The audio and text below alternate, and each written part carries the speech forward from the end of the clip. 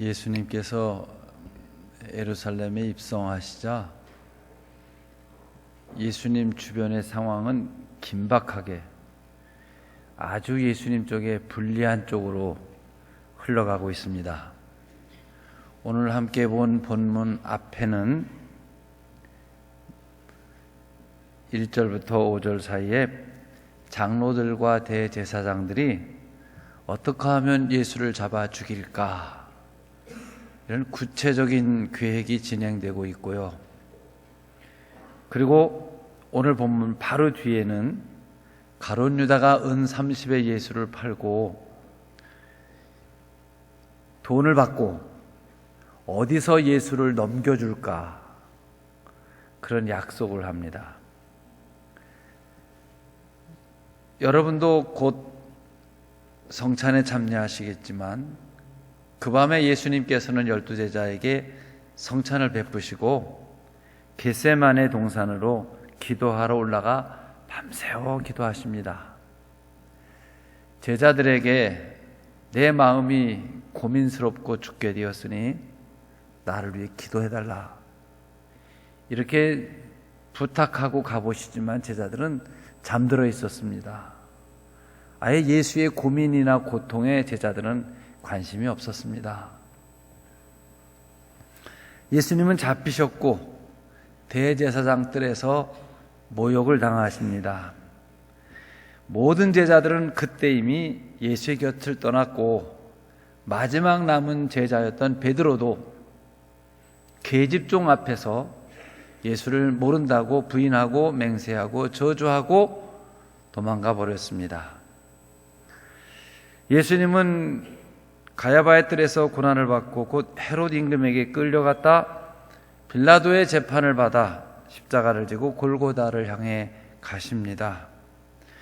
예수님께 은혜를 받았다는 성도들, 떡을 얻어먹기도 하고 병고침을 받기도 했던 사람들은 똑같이 예수를 십자가에 못 박자, 죽여야 된다, 그야말로 만장일치로 예수 죽여야 된다고 고래고래 소리를 지르고 있습니다.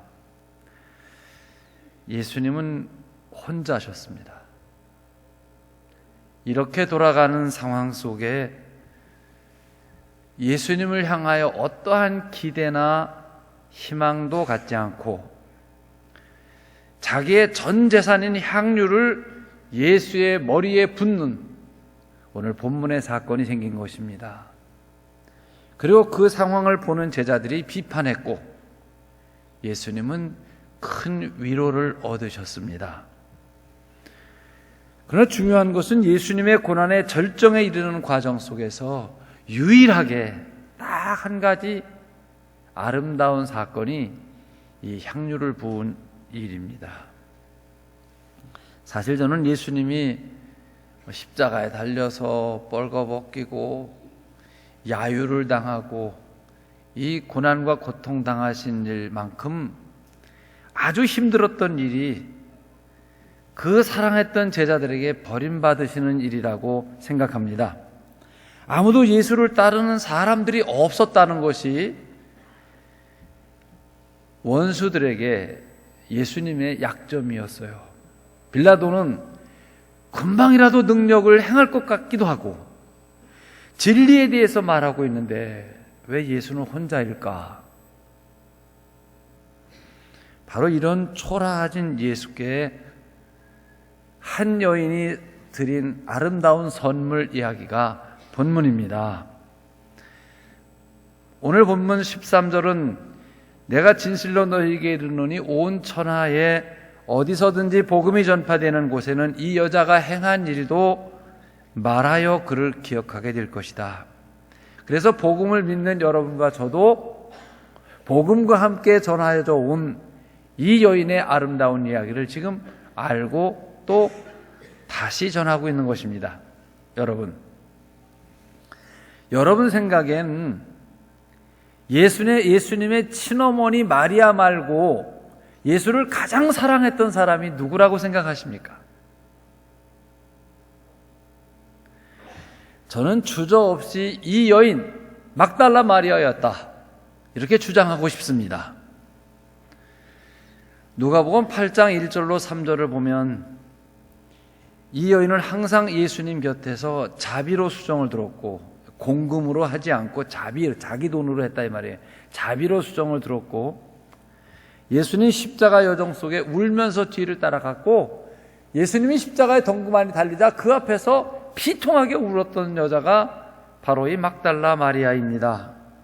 예수님 죽으시고 아리마대 요셉과 함께 그 시신을 내려서 장사를 지내는데도 이 여인은 함께 있었습니다. 어두워지고 안식일이 시작되자 밤새워 안식일이 끝날 때까지를 기다린 여인이 이 여인이고,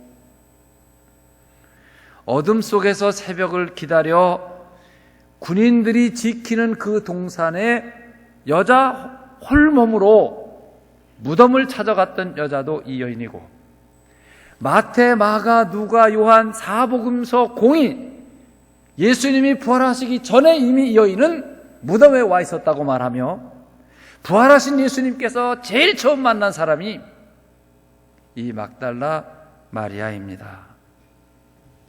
사랑하는 성도 여러분, 여러분은 누구를 사랑할 때 이렇게 사랑해 보신 적이 있습니까? 어떤 대상을 향해 이런 뜨거운 사랑을 해 보셨거나 아니면 지금 사랑하고 계신다면 그분은 참 행복에 겨워 있는 분이라고 믿습니다. 사실 여러분, 2000년 기독교 역사 속에 기독교를 폄하하는, 어떻게 해서든지 기독교를 믿지 못하게 하려는 적그리스도 무리들은 이 사건을 갖고 막달라 마리아와 예수님은 이러쿵이러쿵한 사이였고 거기서 태어난 자가 누구며 뭐 이런 얘기가 심심치 않게 가끔 영화가 만들어지거나 소설책이 되지요. 바로 그 스캔들의 주인공이 이 여인입니다. 막달라 마리아는 그가 할 수 있는 한 모든 것을 희생하여 주님을 사랑한 사람인데, 언제나 사랑엔 희생이 동반됩니다. 사랑을 시작하면 자기를 위해 살아오던 삶이 사랑하는 상대를 위한 삶으로 바뀌어지게 되고, 그 사랑하는 상대를 위해서 희생을 하게 되지요. 값이 많고 적음을 상관하지 않고 오직 사랑하는 이의 기쁨을 위해 대가를 지불하는 것이 사랑입니다. 사랑하는 이의 기쁨이고 나의 기쁨이기 때문에 함께 기뻐하는 것이 사랑입니다. 여러분이 만약 어떤 대상을 사랑하노라 하면서도 수고하는 것이 피곤하거나 돈을 쓰는 것이 아깝게 여겨지면 여러분은 진실한 사랑을 하고 있지 않다는 사실을 아셔야 됩니다. 사랑은 사랑을 위하여 희생하게 되고, 희생 자체가 기쁘고 희생하는 것이 보람이며 힘이 되는 것을 스스로 깨닫게 되는 것입니다. 세기의 사랑이라고 하는, 여러분도 잘 알고 저도 잘 알고 뜨문뜨문 언론에 자주 나오는 이 심푸슨 부인과 윈저공의 사랑 이야기 말입니다. 미국에 심푸슨이라는 여자가 있었는데 스펜서라는 해군 대위와 결혼을 하고 얼마 못 살고 이혼을 했어요. 또 다른 남자와 결혼했다 또 이혼했는데, 즉 2번을 이혼하고 나니까 34살이 됐어요. 우연한 기회에 영국 황태자를 만나서 열애에 빠집니다. 8년 동안 연애를 합니다. 그 사이에 영국 국가 상황이, 정치 상황이 바뀌어서 이 황태자는 임금으로 에드워드 8세로 등극을 하게 됩니다. 임금이 총각으로 일 수 없죠. 그래 결혼 얘기가 나오고 나는 심푸슨과 결혼하겠다. 나라가 발칵 뒤집혔어요. 대영 제국, 당시에는 해가 지지 않는 세계를 다 잡고 있는 이 영국의 왕이 2번이나 이혼한 여자와 있을 수가 없다. 언론이 뒤집히고 국회가 난리가 났습니다. 볼드윈이 당시 영국 수상인데 강력 반대합니다. 에드워드 8세 임금은 고민합니다. 사랑을 위하여서는 왕위를 버려야 되고 왕위를 지키려면 사랑을 포기해야 됩니다. 정말 피가 마르는 고민 속에 그의 결단은 프랑스로 망명합니다. 그리고 심푸슨 부인과 살림을 차려버리는 거예요. 그리고 에드워드 8세라는 왕의 이름을 버리고 윈저공이라는 격화된 이름으로 평생을 그 여인을 사랑하다 죽었어요. 얼마 전에 심푸슨 부인도 죽었습니다. 사랑은 사랑을 위하여 모든 것을 희생합니다. 이것이 사랑의 약점이지요. 소멸되는 자기를 보며 기뻐하고 낭비적이며 이해타산을 못하는 것이 사랑입니다. 여러분, 솔직히 사람은 누구를 위하여 사는 사람이 아무도 없어. 다 자기를 위해서 저밖에 모르는 거예요. 이건 본능이고 본성입니다. 다 자기를 위해 사는 거예요. 그런데 사랑을 시작하면서부터 사랑하는 대상을 위하여 사는 이타적인 사랑으로 바뀌어져 가기 시작을 하죠. 우리 시간에 대해서 사랑과 연결시켜 생각해 보면 시간은 생명이며 누구에게나 가장 소중한 것이 시간이고 시간과 함께 우리는 늙고 소멸되어지는 것입니다. 그런데 사랑하는 대상을 위해서 우리는 이 시간을 투자합니다. 사랑에는 지루함이 없습니다. 많은 시간을 들여도 손해본다는 생각이 안 생기고 피곤하지 않습니다. 사랑하는 대상이 너무 귀하기 때문입니다. 생각해 보십시오. 창세기 29장에 외삼촌 라반의 집에 간 이 야곱이란 총각이 외삼촌의 딸 라헬에게 퐁당 빠져버렸어요. 외삼촌의 조건이 14년 동안을 무보수로 일하면 딸을 주겠다. 라헬 하나를 쳐다보고 14년 동안을 무보수로 일합니다. 이런 바보 같은 총각, 미련하지, 무지한 것 같은 생각 들죠? 그런데 여러분, 야곱에게 물어보면 14년이란 시간이 수일같이 지났더라. 창세기 29장 20절은 며칠같이 지났더라, 이렇게 기록되어 있습니다. 1000년이 하루같이 지나더라는 말은 사랑해 보면 압니다. 미워하고 싫은 사람하고 여러분 5분을 같이 있어 보면, 아니 눈 맞추시는 것도 싫어, 징그럽게. 그런데 사랑하면 시간이 순간처럼 지나가는 것이죠. 사랑은 시간을 지루하게 하지 않는 것입니다. 두 번째, 사랑엔 물질적인 낭비하는 어리석음이 있습니다. 사랑의 최대 약점이 무엇이냐 하면 논리적이지 못하고 합리적이지 못하고 계산적이지 못합니다. 사랑하면 눈이 먼다고 하지 않습니까? 판단이 흐려져 볼 것을 보지 못해 옛날 어른들은 콩깍지가 쉬었다, 콩꺼풀이 쉬었다고 그러죠. 깍지 들어가면 안 돼. 꺼풀이 쉬어야지. 뿐만 아닙니다. 사랑하는 대상에 대해 바보가 되기 때문에 그가 하는 말은 모든 말을 다 믿어버려. 그래서 사랑하면 바보가 되는 거예요. 어떤 사람이 사랑을 하는 사람에게 줄 선물을 사면 가장 비싼 거, 내가 있는 내 형편으로 할 수 있는 최고 좋은 걸 비싼 값을 지불하고 사게 되어져 있어요. 만약 누가 사랑하는 사람에게 선물을 사면서 최소한의 돈을 들여서 최대의 효과를 내야 되겠다고 한다면 그분은 사랑을 모르는 사람입니다. 그분은 지금 장사하는 거예요. 여러분, 경제라는 게 무슨 말입니까? 최소한의 자본으로 최대의 효과를 내는 게 경제라는 말이 정의죠. 사랑은 모든 것을 낭비하는 속성이 있습니다. 여러분도 다 애를 낳아서 키워보셨죠? 애에게 입히는 내복 하나라도, 기저귀 하나라도, 우유나 젖병이라도 제일 좋은 거 사주고 싶은 거에 비싼 걸로. 근데 그 아이는 이게 비싼 건지 싼 건지 모르죠. 돌다리 육교 위에서 파는 건지 고아래 롯데백화점에서 파는 건지를 아이는 모르지만 엄마나 아빠는 내 아이에게 가장 좋은 걸 주고 싶어 하는 거예요. 애들은 무럭무럭 자랍니다. 그래, 옷을 사다 주면 금방 작아지고 신발을 사다 주면 금방 작아요. 경제적으로 하려면 돌쟁이한테 5살 먹은 애 옷을 사주면 돼. 그러면 5년 동안 옷을 안 사도 됩니다.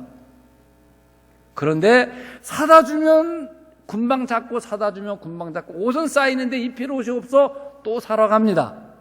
그래서 신발도 옷도 우리 2층에다 와 쌓이는 거예요. 애가 먼저 자라버려서. 무슨 말이냐 하면 경제적으로 할 줄 모른다 이거예요. 가장 소중한 것을 낭비하는 것이 사랑입니다. 오늘 본문도 보면 9절에 제자들이 보고 분개하여 이르되 무슨 의도로 이것을 허비하느냐, 비싼 값에 팔아 가난한 자들에게 주었으면 좋을 뻔했다. 여기 비싼 값, 7절에 보면 매우 귀한 향유, 마가복음 14장 5절은 이 향유의 값이 300데나리온 어치라고 기록되어 있습니다. 당시 어른 한 사람의 하루 인건비가 1데나리온. 지금으로 환산하면 전문적인 기술이나 지식 없이 그냥 일하면 10만 원을 받는다고 하면 3천만 원어치, 3천만 원이면 적지 않은 돈이며 정말 팔아서 가난한 사람들에게 주면 가치 있게 쓸 만한 돈이 되는 것입니다. 왜 그런 낭비를 하냐? 신앙 없는 눈으로 보면 낭비요 허비입니다. 아니, 저 비싼 걸. 그러나 여러분, 이 여인에게 물어보십시오. 비싸다니요. 사실은 내 생명을 드리고 싶은데 생명을 상징하는 이것을 드립니다. 사랑은 그 대상에게 귀한 것을 드리는 것입니다. 사랑은 우리를 한 곳에 집착하게 하고 한 곳에 몰입하게 하며 그것만 생각하게 하고 그것을 위하여 모든 것을 투자하게 하는 것이 사랑의 속성입니다. 이것이 사랑의 원리예요. 또 사랑은 모든 것을 이기게 하는 능력이 있습니다. 고린도전서 13장 사랑장에 보면 사랑은 모든 것을 참으며 모든 것을 믿으며 모든 것을 바라며 모든 것을 견디느니라. 결혼 주례 때 자주 쓰는 말이에요. 그렇습니다. 내가 사랑하는 대상이 결정되면 그것을, 그 사랑을 위하여 치러야 될 대가를 다 치러내는 게 사랑의 속성이에요. 그것 때문에 부끄러우면 부끄러움을 당하고 수치면 수치스러움을 당하고 자존심이면 자존심 상하는 것을 당하면서라도 쟤 미쳤어, 미쳤다 그래도 괜찮아. 부끄러운 걸 다 겪어내는 거예요. 여러분, 소설이지만 춘향이하고 이몽룡이 사랑하는 걸 생각해 보세요. 무슨 이몽룡이 조광지처도 아니잖아. 지금 어떻게 될지도 모르는데 사랑해요. 변학도에 그 잔인하고 부끄럽게 하는 걸 다 잡아냅니다, 춘향이가. 어머니 월매가 이 미친 거사 왜 눈이 뼈냐, 콩꽃불이 씌었냐, 그래 다 당해냅니다. 어떤 수모도 다 겪어냅니다. 사랑이란 이렇게 능력 있는 것이죠. 예수께서 부활하신 후 먼저 갈릴리에가 기다리셨어요. 사실은 제자들을 사랑하셔서 십자가에 죽으셨고 그 사랑을 확증하시기 위해 부활하셨고 사랑하시기 때문에 먼저 뛰어가서 떡과 물과 불을 피워놓고 제자들을 기다리고 계십니다. 주님 앞에 이 주님이 고난받으실 때에 믿음을 지키지 못했던 제자들이 또 밤새 고기잡이에 실패하고 지금 고개를 푹 숙이고 섰어요. 참 면목 없는 아침입니다. 예? 너무나 숙연하고 분위기가 무겁습니다. 입이 10개라도 할 말이 하나도 없습니다. 그 침묵을 깨고 주님께서 딱 한마디를 3번 하십니다. 네가 나를 사랑하느냐? 너 나 사랑했니? 너 나 사랑할 수 있니? 이렇게 물으신 거예요. 즉 제자들, 베드로를 포함한 제자들의 신앙의 과거와 현재와 미래를 사랑이란 한 단어로 물으셨어요. 내가 나를 사랑하느냐? 너 사랑했니? 사랑할 수 있니? 보세요. 너희들이 나를 버리고 지금 이 바다로 와 있는 믿음을 지키지 못한 이유가 의지가 약해서 용기가 없어서 아니다. 상황이 급박했기 때문도 아니다. 결국 사랑하지 못했기 때문 아니냐, 이런 질문이에요. 사랑은 모든 것을 견디고 참고 이겨내는 것인데 너희가 나를 사랑하지 못했기 때문에 나를 다 버리고 가지 않았니? 과거적으로 그런 말이고 현재적으로 너희들 내가 부활했다는 말 다 들었지. 듣고도 너희들 지금 고기 잡이러 왔잖아. 지금 너희들이 지금 고기 잡고 있는 이 일은 나를 사랑하지 않기 때문 아니니? 미래적으로 너나 사랑할 수 있니? 이제부터 나와 복음을 위해서 어떤 일을 하는 유일한 조건, 한 가지 조건이 무엇이냐 하면 나만 사랑할 수 있다면 너희는 무엇인지 할 수 있다. 이런 얘기예요. 나중에 부활할 아침 이 여자는 혼자 이방 군인들이 지키는 그 동산을 어떤 일을 겪을지 모르는 그곳을 향하여 혼자 가서 무덤을 지키고 예수를 만납니다, 여러분. 나중에 예수를 사랑했던 베드로는 잡혀서 결국 십자가에 죽게 될 때 말합니다. 나는 우리 선생님처럼 십자가에 바르게 매달릴 입장이 못 된다. 자격이 없다. 나를 거꾸로 매달아 주세요. 거꾸로라도 십자가에 매달린 걸 영광으로 생각을 하면서 순교합니다. 그 순교하는 능력, 힘이 무엇이죠? 사랑입니다. 마리아가 이 감람유를 발랐더니, 향유를 부었더니 칭찬만 듣는 게 아닙니다. 이제는 우리 같으면 칭찬이 자자하고, 나 감동받았어, 어떻게 그럴 수 있어, 은혜 받았어, 이런 표현이 나올 줄 알았는데 여러분, 그렇지는 못했어요. 비판이 비수처럼 날라옵니다. 아니, 저 비싼 걸, 가난하게 사는 주제에 내일은 안 살아? 오늘만 살고 말 건가? 거기 둘러섰던 사람들이 한마디씩 다 했습니다.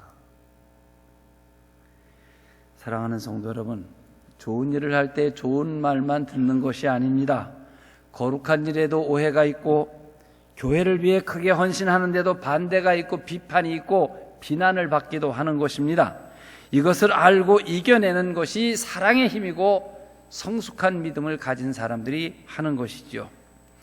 이 비판을 분류해보면 필요 이상의 과다 지출 아니냐, 이런 뜻이 있고요. 이건 한 여자가 순간만 생각한 감정적인 거 아니냐라는 뜻도 되고요. 미래를 예비하지 못하고 내일은 안 살려고 하느냐 하는 그런 뜻도 되고요. 경제적이지 못하다, 낭비다, 허비다 하는 말이 그런데 경제적이지 못하다. 그래, 그렇게 가지고 얻는 게 뭐야? 투자를 했으면 생기는 게 있어야지, 이런 뜻도 되고요. 거기다가 가난한 주제, 이런 말까지 되는 거예요. 비난하는 거죠. 업신여기는 거예요.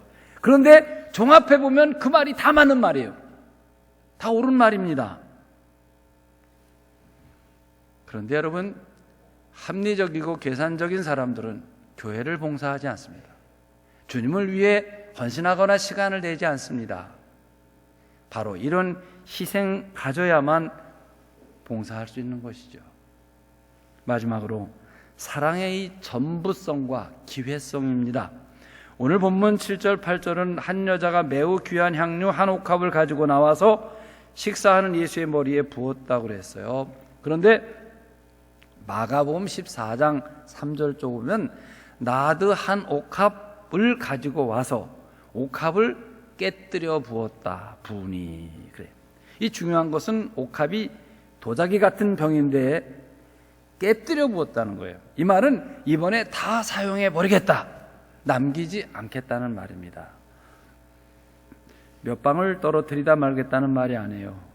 마개를 다둬두었다가 나중에 다시 쓰겠다는 말도 아닌, 이번에 다 써버리겠다는 거예요. 여자들이 사용하는 것이 다 비싸요. 남자들이 쓰는 것보다. 옷도 비싸고, 그렇죠? 여자들 몸 관리가 돈이 더 듭니다. 그 중에 하나가 화장품 값이 꽤 비싸고, 그 화장품들 중에 향수라는 것이 훨씬 비싸요. 사보진 않았습니다만은 면세점 같은 데 이렇게 기웃거려 보면 병은 이쁘게 생겼는데 아주 포장 단위는 작은데 값은 엄청 비싸.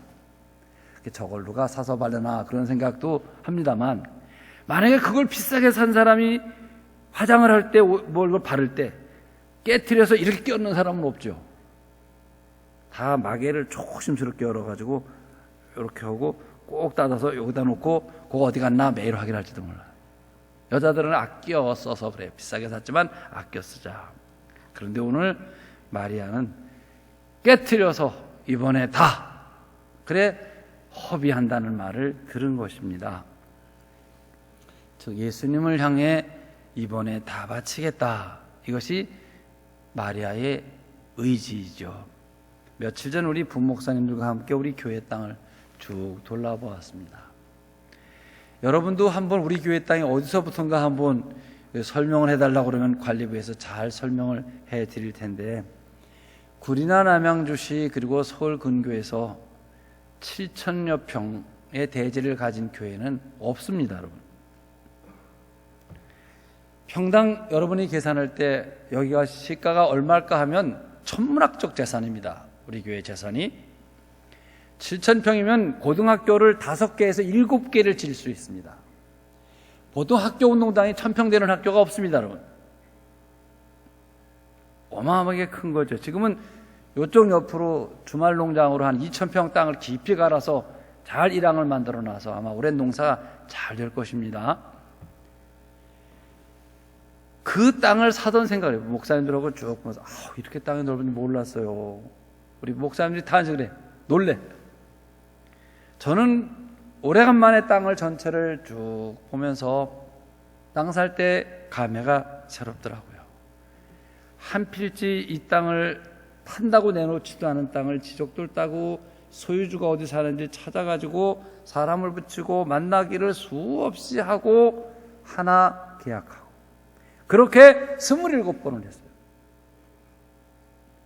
거기에 돈 액수가 얼마일지는 여러분 상상에 맡기고,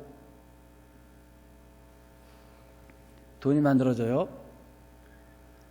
그렇다고 재직회를 한다고 돈이 나오는 것도 아니고 당회를 한다고 돈이 만들어지는 것도 아니고 의논만 하고 계획만 세우는 것뿐이죠.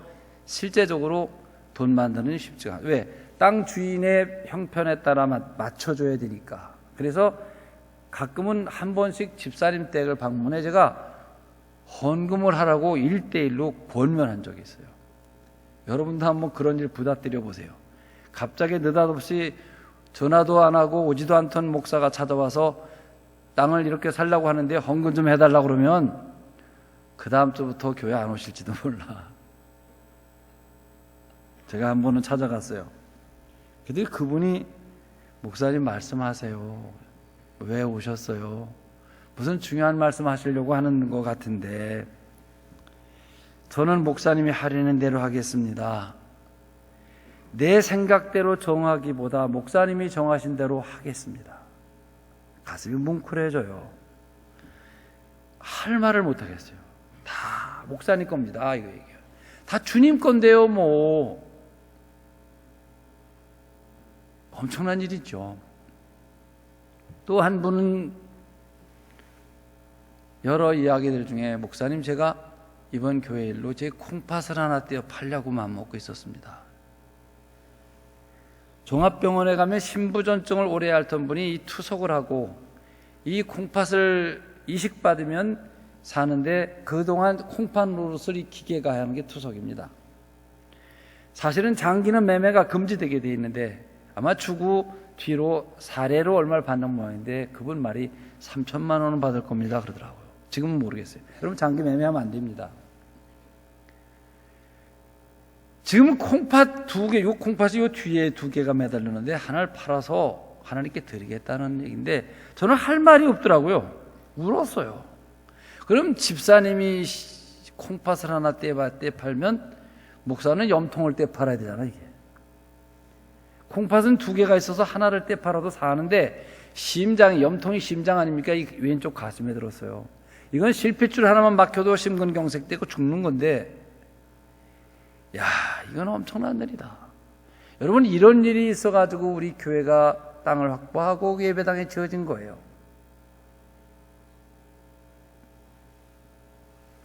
사랑하는 성도 여러분, 그러고 보면 우리를 위해서 먼저 옥합을 깨트신 분은, 심장을 깨트리신 분은 예수님이십니다. 예수님이 십자가에 달려 죽으셨고 이 아래에서 로마 병정이 옆구리에서 어깨 쪽을 향하여 창을 찌르면 심장이 찢어지는 거예요. 그 찢어진 심장에서 모든 피가 다 나오고 마지막 조직액인 물까지 흘러나온 거예요. 이건 생리적으로 의학적으로도 맞는 말이거든요. 예수님께서 여러분과 저를 위하여, 우리 교회를 위하여 옥합을 깨트신 거예요. 심장을 터뜨리신 거거든요. 그러면 우리는 어떻게 살아야 하느냐 하는 문제가 나오죠. 우리들도 옥합을 깨트려야 되는 거예요. 요한복음 12장 3절과 4절 요한은 이 향유 부은 사건을 이렇게 말합니다. 마리아는 지극히 비싼 향유 곧 순전한 나드 한 근을 가져다가 예수의 발에 붓고 자기 머리털로 그의 발을 닦으니 향유 냄새가 집에 가득하더라. 여러분, 코 옆으로 향유 냄새가, 지금 이 성경을 읽고 들으시면서 향유 냄새를 느끼지 못하십니까? 사순절도 한 주일 이제 막바지에 와 있습니다. 질문합니다, 여러분. 예수님 생애 속에 친어머니 마리아 말고 가장 예수를 사랑한 사람은 누구였을까? 막달라 마리아, 이 여인입니다. 우리는 일생을 예수를 섬긴다, 사랑한다 하면서 살아가고 있습니다. 여러분은 가장 예수를 사랑하는 사람이 되어야 하지 않겠습니까? 그렇다면 우리에게도 옥합을 깨트려야 돼요. 이 성고난주간의 새벽에 시간의 옥합을 깨트립시다. 우리 새벽에 다 나오셔서 한번 기도하시죠. 기도의 옥합, 시간의 옥합을 깨트립니다. 정말 심장을 드리는 것 같은 마음으로 우리의 온몸, 머릿속이 누구를 데리고 다음 주에 올까? 전도하는 일로 머리가 재려와야 돼. 쥐가 난다 소리를 하죠.